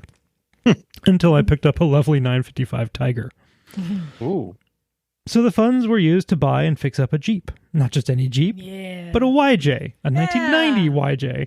And if Liza says hers is the Sahara edition, these consequences will have gone too far, and I'll know I'm being watched. Anyhow, thanks for everything. By the way, Andrew, I just wanted to say your ass looks good in those pants. Yes. So, how is the Sahara edition coming along? Is mine a Sahara edition? No. No, it's just a Jeep. It's good. It's fun. I've been fixing things, and now I've put it away under a cover for a few months. Since tomorrow morning, I'm getting double knee surgery. Will not be able to operate a clutch for a while. That'd be tough. Yeah. Yes. So it's the goal I'm working towards. But I love that. I'm stalking him. I feel like you have a sibling. Great minds think alike. I have one here. This is from John, and he says Is it John or Johnny? it's John Johnson. John Johnson. I think his middle name might be Johnny. So he said, thought I would send this to you. John Johnson. Someone please tell me that's Do you have a that's your name. speech impediment? There's someone who goes Liza? by that name, I'm sure. So Johnny was on our podcast several years ago on the 6 Hours to Death episode, and he's got a dealership, and a druggie set fire to the field behind him, and the dealership went up with it. Oh, And no. they've got all sorts of like cameras and caught this crazy lady just out in the field setting fire. And then she's like, I just set fire to the field. And it just spread to the dealership. And there was like, easily $1 million gone. Oh, that's got to suck. And he said, so hoping to rebuild, dealing with insurance. The shop has been there since 1967. Yeah, you got to keep Oh, that man. going, John. Oh, I'm So sorry to hear about that. That's terrible. that it really is sucks. Yeah. Keep it going, John. Our hearts are with you. Emma, you got something to read? I mean, I do. Are you ready for another poem? I guess. Yeah. Okay, this one is a little existential. Wide open throttle, thundering moment of peace. Time is a vapor. And that is from Jeremy S. And there's a letter that goes with it. In extremely small print, I should add. So forgive me if I stumble. Dear Misfits, Time is a vapor. I'm going to use that. I like that. Yeah, taking it. really. Time is a vapor? Yeah. Okay. It just disappears. Dear Misfits, it turns out that a haiku is an uncomfortably short email on its own. And I love hearing all the different personal motorcycle histories that you and your guests share on the show. So at risk of boring you into DNFing my haiku entry, here's my moto story. I've always been addicted to bikes. Some of my best childhood memories have had motorcycles at their core. It goes on. Jeremy, I'm going to cut this down a little because we are always short of time. Fast forward to my late teenage years. Didn't have a motorcycle of my own yet. Oh, and he led he's a lucky guy to have a friend like this. A friend lent him a CBR 600RR. Nice. Anyway, apparently, or a mistake. yeah, he liked it, and he bought himself a used 2006 R6. My only comment, that is a lot of bike for your first bike. What a surprise! He wrapped it round a lamppost, it looks like. Yeah, truck lost some gravel in front of me, lost control, into a telephone pole, wrapped it round a telephone pole. So, Not himself, I hope. well, you know, there is a little talk about injuries sustained. Anyway, I am glossing over again.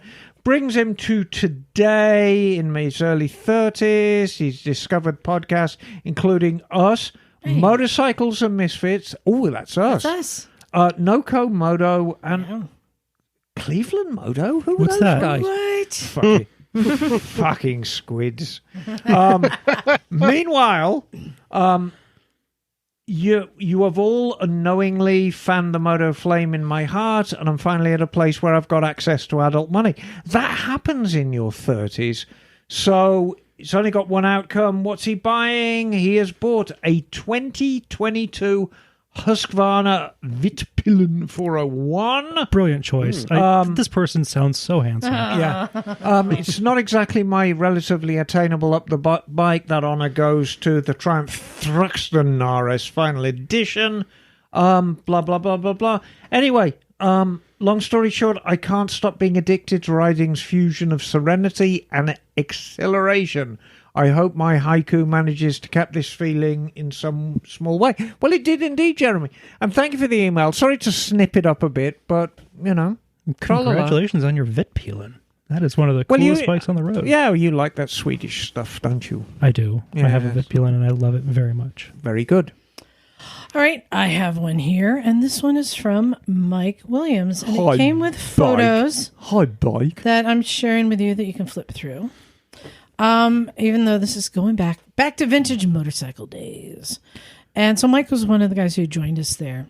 And he says, Dear Liza, Stumpy, Bagel, and all the rest, now that things have slowed down a bit, I wanted to take a moment and send you a belated thank you for letting me hang out with you, Unky Phil, and the Cleveland Moto team at Vintage Motorcycle Days. Catching up with Chris Comley again, meeting the three of you face to face, and getting introduced to people like Wendy Crockett, Steph, Anastasia, Luke, and several other listeners made the trip totally worth it. For those of you who have never made it to Mid-Ohio, you should definitely put it on your calendar for next year. The racing is fun and the variety of bikes is incredible, but most importantly, the fellowship is some of the best I've ever experienced in the motorcycle world. Besides all that, you need to experience Burnout Corner and the Bourbon Ferry at least once in your life. On an unrelated note, it was my wife who asked why Miss Emma was so mean to Bagel. Oh! After listening to last week's episode, she wanted to say how proud she was of Miss Emma for turning over a new leaf. Oh, thank you, darling. And giving scooterists the respect they deserve. Well, they don't deserve that. Thanks again for the hospitality and great work you put in each and every week. There's some great pictures. There's there's one of Bagel diddling his Trail 70. Yes, I can see that. Yeah. Yeah, look at you. With Johnny Mack, the Honda Whisperer. The Honda Whisperer. He whispered unto it and breathed it into life. Oh, fantastic. Yes, and it's running. yeah, and no, I mean, Bagel, I mean, we are dear friends, aren't we? And we sustain a little bit of gentle ribbing between one another. Yes. And, you know, I have said it before and I will say it again. When the right Fuji Rabbit shows up, I will buy it. Because I would like one in my garage. I will keep my eye out for you. All right. Yes. Bagel, Yes. you're I have an email here from Scott Wild. yes. Scott writes, "Hi, Misfits. Do you think he became Scott Wild after being Scott Tame for a little while, or the other way around? Feels like something It's- you're probably born into. Yeah, it could be. Most likely. Yeah, I mean, as a senior, he might become Scott Tame, Or maybe and not. then after that, or he he can could become Scott Ferrell and become wild again. Or he becomes Scott Wilder. Who knows? Who knows the path this man's on? Go ahead, Bagel. But anyway, Scott's email says it's titled "Floppy Armor and Huck It." Aha. It says, "Hi, I hi, think this is in Misfits. response to the Ryan Fortnine Yes, interview. about getting rid of your body armor." Yeah. He says, "Speaking of floppy armor, I've been using Bone Armor body pants, spelled BOHN, for years, and they don't move around for me. They are like armored leggings. They're snug, so things stay in place. I wear them under motorcycle jeans. I have the mesh kind. They also have all season and winter and shirts too. If you don't like the armor that comes with them, you can replace them with something different. I just ordered a new pair to replace my 60-year-old pair. For the fellas, they can make peeing a challenge." Another recommendation, Huck towels, What? aka surgical towels. Yes, Huck. Huck. Like huck 'em Okay. in the bin. Yeah, aka surgical towels. The blue towels surgeons use. They are lint-free and reusable. I hate those red shop rags. They just leave red bits on everything.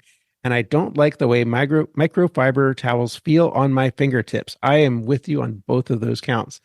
You can repurchase reclaimed ones by the pound. That is a really good idea. I like that. And I'm going to ask some of my medical industry friends if they might be able to hook me up. Ooh, And get some spare body parts while Ooh. you're at it, just in case. hold on. I've got. You have a shopping list, Emma? We might get an answer about. The Oh. Royal Enfield. Oh, yeah. Oh, Hey, you are on the podcast. You're right now. live. Awesome. We were just talking about the new Himalayan 450, about a bike to look out for that you were giving good reviews. And the question came up, what are the electronics like on that? As far as what? Does it have traction control, ABS? Can you turn them off? It does have, you can limit the rear wheel traction control. Okay. So it has a couple of different ride modes for on-road and off-road Okay. that you can adjust. I mean, similar to most of the bikes with adjustable traction control, just come to a stop in neutral and boop your way through the selection list. I played almost entirely when I was off-road with the ABS, and played with it and had good fun with it, but it was also really nice to have the ability to turn the traction control up, the ABS off on the rear wheel.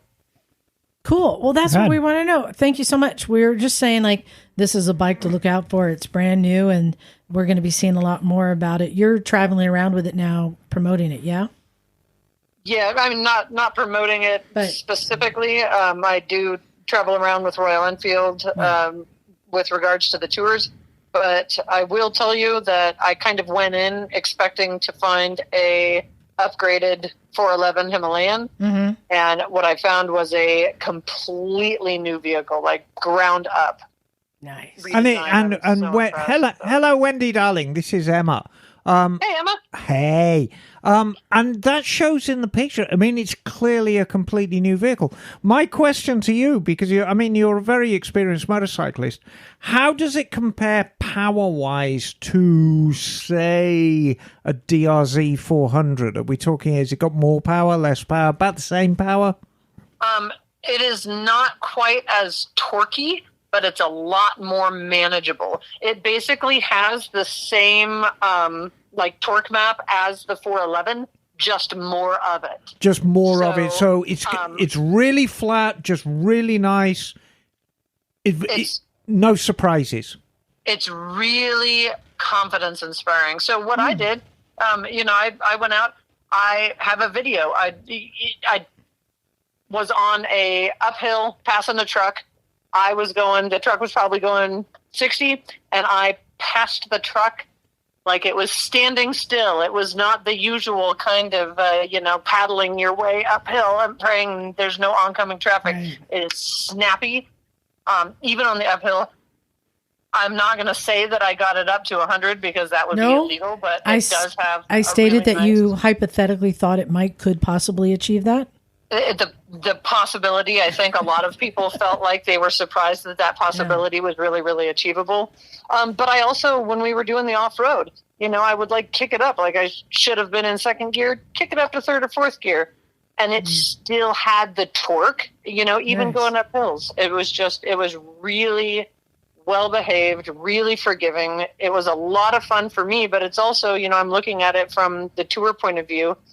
I want anybody to be able to hop on this bike and have it do everything really, really well, and that is this bike. Cool. Yeah, that sounds rad. Well, thank you very much. Having owned DRs, DR350s, DR650s, KLR 650s, this is significantly better than my KLRs. Well, there you go. You heard from Wendy Crockett, who's been riding the legs off that thing. Thank you, Wendy. Thanks, Wendy. Thank you, Wendy. All right. Bye. See ya. So there we go. Well, how about from the that? source. So, Cool. all right, we have time for one more email. Bagel, you got a good one. Are you ready for this? I'm ready as I'm going to be. Okay. This is from Simon the Swede. Oh, Simon. He writes, "Hello, Misfits. I am glad to announce that I have finally passed my motorcycle license exam. Well done. Riding motorcycles is no longer just a dream. What do you say, skull? Scroll. There you go. I have spent quite a few hours on the school's Honda CB650R, which is a pretty nice ride in my inexperienced opinion. Mm-hmm. But now that I am allowed on the roads without a teacher breathing down my neck, a whole new problem has come up. I need to get a bike of my own, and I do have a list of requirements. I want something used because I'm not going to debt for a hobby, not yet at least. I want something solid. I want something that doesn't need to be pampered. I want something that I can go do long rides on. I want to be able to take the occasional passenger. I have set my eyes on a 1999 Honda Shadow 1100 ACE. Classic cruiser styling, shaft drive and hydraulic valves, low maintenance, Japanese quality, Yeah. hopefully comfy on long rides. Haven't tried it yet. It has rolled a little under 40,000 miles. I think that is a soft rock bike. Mm. Yes. Yeah. I would be very eager to hear the Misfit take on this bike. Is it a good or bad idea? Anything special I should watch out for? I intentionally leave out the price since you're probably not that in tune with the Swedish used bikes market anyways. Thanks again for the best motorcycle podcast. I love you all." Oh, that's so sweet. I love you too. Thank you, Simon. Do you think Love you people too. in Sweden actually watch like the Swedish Chef on the Muppets or? He's probably called the Norwegian chef in Sweden. Oh. Yeah, Really? Oh, that's good. that would do it. I think a Shadow, it was just because it's like right there between a standard and a So, cruiser. It's brilliant. I'm going to say, so for a new rider, Yes. a Shadow 1100 is a little bit of a heavy bike, but it is somewhat forgiving because you're not going to be riding it fast and get into trouble. It's not going to break as fast, not be as nimble, so it won't be as forgiving Right. if you go a little too fast into a turn. But hopefully on a bike like that, you're not actually riding it for speed. You're taking it easy and cruising. And it does check all of the boxes. And, I mean, there comes the point where it can check all of the boxes and still not set your heart aflame. You're just not in love. Because as bikers, we tend to have a slightly more visceral relationship with our machines than if you're just buying a car. And I would say he's clearly very, very fond of it already. Well, and I'm going to jump in and say one of my rules of thumb is if you want the cheapest, best bike you can get a 90s Cruiser. Yeah. Because they have the least value, but the most reliability. Tons of usability left in it. Yeah. Tons of usability. And this is a 99 Honda Shadow Ace. Right. So It's going to be you're there. It's going to be carburetted, so he's going to have to watch that. If he lays it up in the winter, it's not going to plug up the carburetors. Yeah, excellent bike. I'd even say, one like newer riders have gotten on that I think is an excellent bike is actually an old V-Star 650. Yeah, I really like that bike. It looks like a bigger bike than it actually is, but you're in that right. I mean, you would even say, Emma, a Vulcan. You love the Vulcans. Oh, Vulcan's great. Yeah. So you're in there, and can we just throw out I like to throw out the whammy card. Why not a Royal Enfield? Yeah. Unless they don't have them in Sweden. Well, and there you are. I'm just thinking about in that price range. But, for somebody just starting out, I like to be the champion of the Vulcan 500. I think they're just great. I mean, it's a cruiser with a sport bike engine. What's not to like? I'm quite wondering also, like, when we think of a new rider starting out, my frame of reference is like the American California system, where it's like you have a license, go for it. Well, except where it sounds like they went through quite a lot more training. On a Honda CB650R. It's a pretty sporty bike. Yeah, so a smaller bike may not be as much fun. But yeah, you're right. That Vulcan does have a lot to get up and go, which is fun.